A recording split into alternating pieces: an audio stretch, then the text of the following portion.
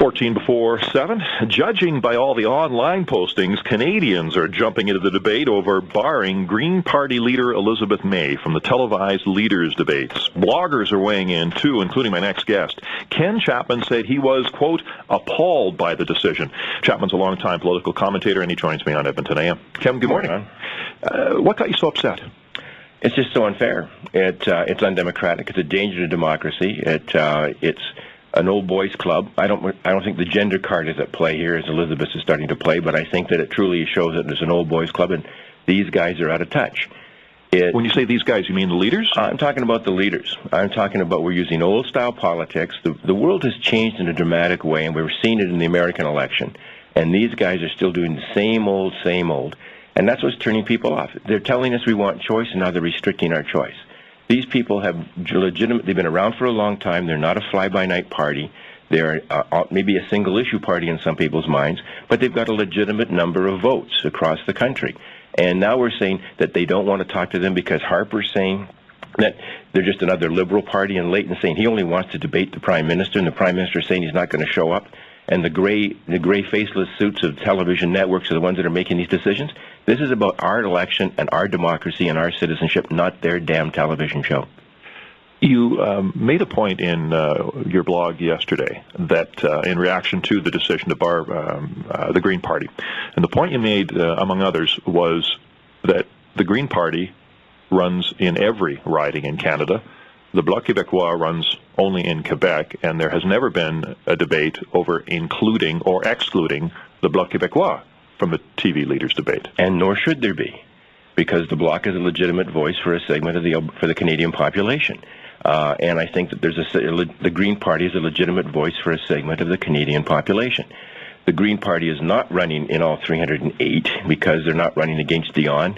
And there's another constituency they're not running in so far, but they're a national party and a national force. I don't think the Bloc should be excluded, but I think the rules are very, very vague in terms of how you include people. You know, the other situation is Preston Manning, for gosh sake, in 1993 got to be in the debate, and he only had one sitting member who got it in a by-election, Deb Gray. Technically, the Greens have a sitting member. They've met all the criteria. This is about people not understanding that this is elections that are about citizens, and it's about the country. It's not about their party and power. Is there a larger issue at play, though, that's just pure out-and-out politics? Absolutely. It's not a larger issue. Quite frankly, it's a small-minded issue, and that's the problem, is that this is about these guys trying to engineer the events and engineer the issues and engineer the message and engineer the presentation of it all, so that they work on the emotion, they work on the experience, and the logic and the facts are way down the line in terms of anybody's analysis here.